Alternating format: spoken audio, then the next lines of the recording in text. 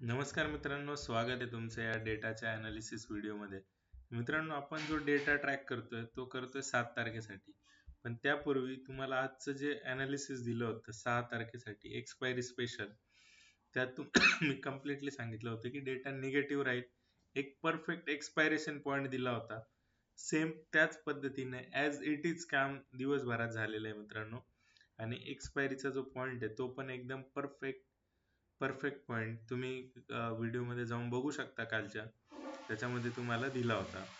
तर मित्रांनो, हे अनालिसिससाठी काही इन्साइट्स, काही डेटाचे जे सिक्रेट्स आहेत, काही ऑब्झर्वेशन कंटिन्युअस प्रॅक्टिस केल्यानंतर त्या ठिकाणी पॉसिबल होत आहेत.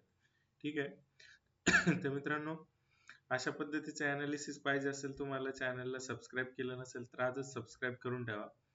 हे जो डेटा आहे तो तुम्हाला मी ट्रॅक करायला शिकवतोय, तो तुम्ही शिकला पाहिजे. जर डेटा ड्रिव्हन नाही झाले तर पुढची जर्नी फार हार्ड आहे मित्रांनो. हे एआयचं जग आहे. ह्याच्यात तुम्ही फक्त आणि फक्त बायसनेसवर काम करत असाल, काही सपोर्ट रेजिस्टन्स गोष्टी ऍड करत असाल तर त्या व्यर्थ होऊन जातील. तुम्हाला फसवलं तुम्ही फसले जाल. तर मित्रांनो, 5 तारखेच्या डेटाच्या कम्पेअरमध्ये 6 तारखेचा डेटा, जो एक्सपायरीचा डेटा अनवाइंड झाल्यानंतर काय पोझिशन शिल्लक आहेत, तर त्या पोझिशन शिल्लक आहेत मित्रांनो आता क्लायंटच्या 3,27,000, म्हणजे जे रिटेलर आहेत त्यांच्या 3,27,000च्या पोझिशन शिल्लक आहेत. ओके.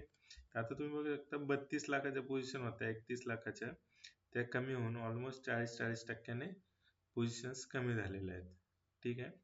पुट लॉंग जे होते ते त्यांनी फार कमी पद्धतीने कमी केलेले आहेत. इकडे एफ-आयचं गणित बघितलं तर 3,12,000च्या पोझिशन्स निगेटिव्ह साईडला कॅरी आहेत. ओके.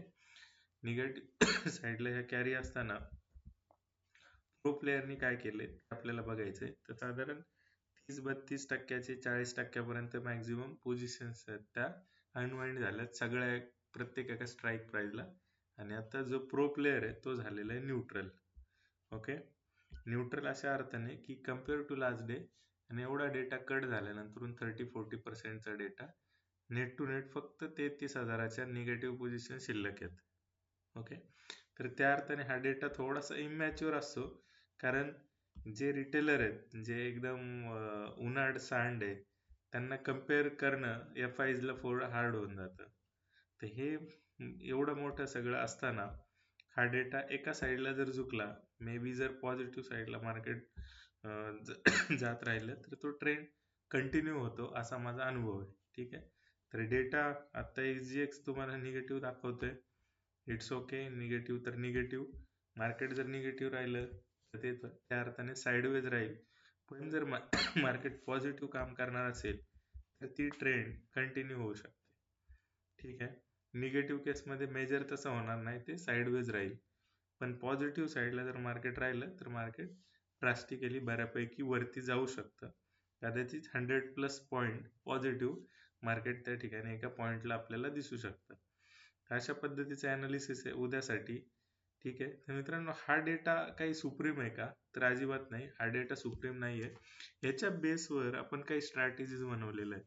त्या स्ट्रॅटेजीज तुमच्या अगेन्स्टमध्ये मार्केट 200 पॉईंट जरी अपोजिट गेलं तरी तुम्हाला 1 रुपयाचा सुद्धा लॉस लागणार नाही. अशा पद्धतीचं त्याचं सगळ्या प्रिकॉशन्स आपण घेतलेल्या आहेत. बऱ्याचशा गोष्टी 3-3.5 वर्ष एका स्ट्रॅटेजीवर काम केल्यानंतर ही स्ट्रॅटेजी रिडिफाईन झालेली आहे. ठीक आहे. तर याचे सगळे प्लस मायनस लक्षात घेता, ना बाईंग ना सेलिंग, आपण एक हेजिंग पद्धतीचं काम करतोय. हे हेजिंग आपल्याला ऑन अन ॲव्हरेज मंथली 5 ते 6% रिटर्न आरामात देऊ शकतं, विदाउट रिस्क. रिस्क एकदम लोवेस्ट साईडला, almost negligible, zero risk, with use of future and options. अशा पद्धतीचं काम तुम्हाला पाहिजे असेल, तुम्हाला इंटरेस्ट असेल तर तुम्ही रीच आउट करू शकता. बऱ्याचशा व्हिडिओजमध्ये माझे नंबर जाऊन चेक करा. काही डिटेल्स पाहिजे असतील तर मी तुम्हाला देईल. आपण फार चांगल्या पद्धतीने काम त्या ठिकाणी करू शकतो विदाउट एनी गॅमलिंग ॲक्टिव्हिटी. तर मित्रांनो, थांबूया आजच्या व्हिडिओमध्ये. अशाच रिसर्च व्हिडिओसाठी चॅनलला सबस्क्राईब करून ठेवा. थँक्यू.